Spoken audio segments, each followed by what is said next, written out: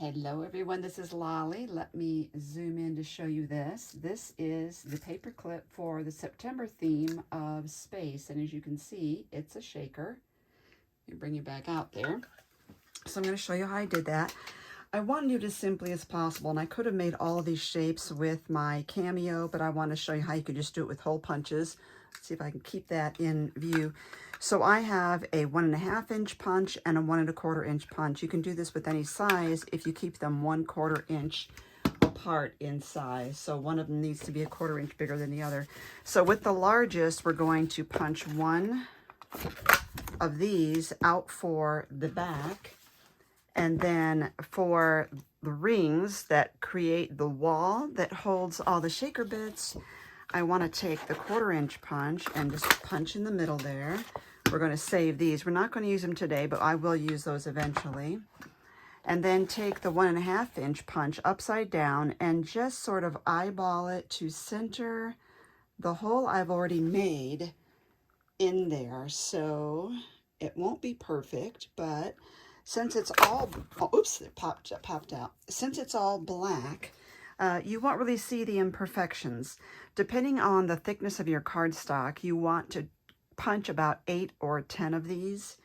And then in addition to that, so I think I have about 10 of these. And then this is like 85 or 90 pound weight cardstock. And then in addition to that, with a large size, you want to punch 1 acetate and then 2 more rings, but you need to put double-sided tape on the back of these 2 before you do any punching. So those will go there. We start with this. We glue all the rings on until we get to the thickness that we want. You want to get all the holes in there so your sequins don't leak out.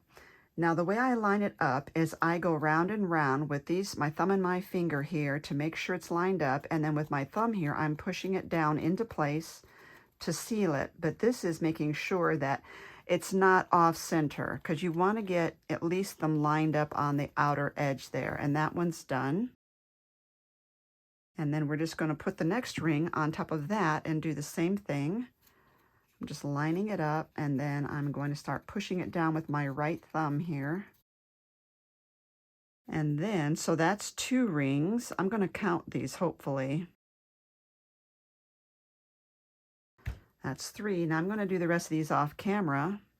Okay, so I have 9 of those rings on here.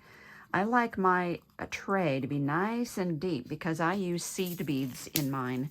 And I realize on this one, it's pretty, but when the paper clip is up, you can't see the shakers, so I need to put more shaker bits in here. And these are just seed beads that I've picked up along the way, although I don't need as many seed beads, I wasn't thinking. This is just to get things flowing when you shake. Otherwise, the sequins tend to kind of clump up and not really move too well, especially with static. And if you want, you can take one of those anti-static bags and run it over these little paper tray here before putting in your sequins. Then I have these kind of gold translucent stars that don't really look gold on black paper, but they still give a nice holographic look. And I think I got these at a Target dollar spot at some point. And the other thing I have, these are little clay pieces from Dress My Craft. And they are stars. They're in my shop. I believe they're called multicolored stars. I'm grabbing whites and yellows and a few oranges in there for brightness. These are really intense in color, and I think they help to bring out the color you need when you have a black background. The yellow doesn't really look too bright. Let's see, one more orange maybe. Kind of shake that a little bit to get it level. Next, we take the acetate and we're going to peel off one of these rings with the tape on it. Flip that sticky side down, and you want to look straight down on this and make sure you've got it lined up well as you can. We're going to turn this around and glue the paper side to that paper side. But first I want to give us a good burnish in there and really get that acetate adhered. There we go. So now paper side down.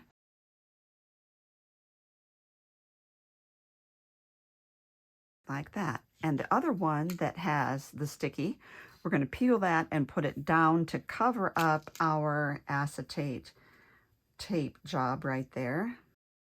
Again, look straight down on it. Make sure you get it lined up. Go around that. I'm not pushing down on the center of that acetate because I don't want it to collapse in there. Acetate's not very strong. Okay, these are extra. Now for the moon, I have a file folder that's left over from my project with the December daily journal. And I'm going to take the mustard seed and ripe persimmon distress inks. And I'm not trying to get a solid look right there. I'm just kind of dabbing it on there. Especially this one. This is like an accent. It's not really, I want it to be a little rough texture. I'm going to leave that orange on there for now. And then I'm going to take the larger of the two punches, the 1.5, oops, excuse me. And I wanted to get a nice mottled look, and I think I achieved that. Next thing I want to do is just come in and find like where the center is and put the edge of the punch up to that center. And then if you want it not quite as, if you want a bigger moon, just slide it to the right a little bit. And that's what you come up with.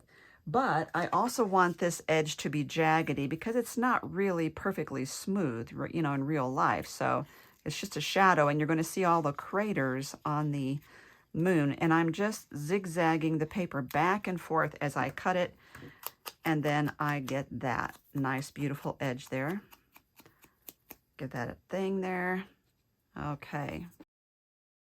I want this to pop up a little bit, so I am going to use some foam tape.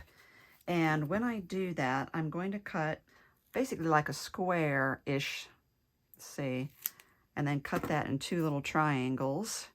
Bring those around here. I don't need this one to be as big, I think. Now this one I off-centered. I didn't line it up exactly with this because I didn't want it to be perfect. But if you want it to look like it's actually the moon in its phase, you could just line it up right there on the edge like that. So the it's perfect. And then I took a stamp, and this is from a stamp set, the Stamp Club from Tonic Studios. Oops, wrong one. It's this one here, and I forget what it was called. I'll try to find the name of it because it's not available anymore anyway. And I stamped out, "I'm over the moon for you." So I'm going to trim that off I don't have a whole lot of room on this moon, so I'm going to just trim it off very tightly.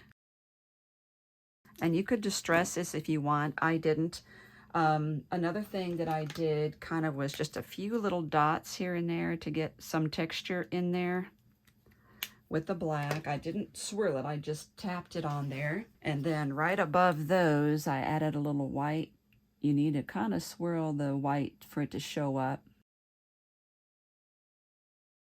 Now, this is Over the Moon for You. I took off the I'm just because I'm running out of room here. Over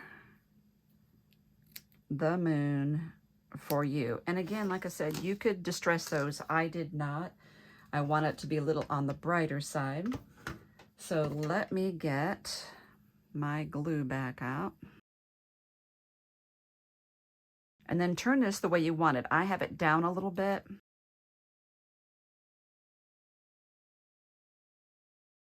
These are Tonic Studios tweezers, and I really like them because you see I'm not squeezing to hold on to it.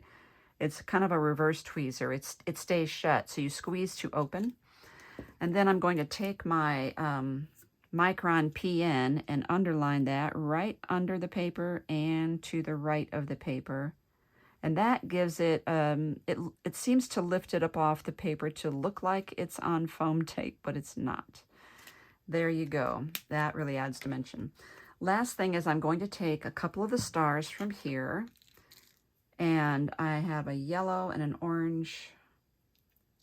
Now I could have used something like gem tack would be, or Beacon also has something for foam, I believe.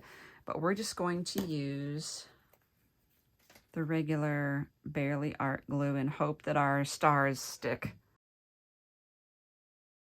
So the last thing we need to do is to glue that to our paper clip. So I'm using a paper clip blank from my shop. I will give you links down below. I put the single loop in there like that, snap it in place. I should have picked a better paper clip. And then because this is still wet, I'm not going to turn it over to glue this on. I'm going to glue it this way. By laying that flat, putting the power tack over that. I use power tack because you really want this to adhere. And if you're using something like a hot glue gun, that's not going to be a permanent hold. Put that on there. And then I'm going to turn this over and I'm going to twist that a little bit so it's a little at an angle. And those are the paper clips. Now, if you are wondering where I got this theme for the paperclip, because I said the theme is space. In our paperclip art group on Facebook, we have a monthly theme. It's just an inspiration and a challenge. And so if you want to join in on the fun, you can come join the group. And I will give you the group listing below. And we do expect you to have been on Facebook for at least a year. And also we ask you 2 questions before allowing you in the group, and we are full of inspiration, and there are some amazing, creative, supportive, and encouraging people in our group, and I think you're going to love it. Thank you for watching.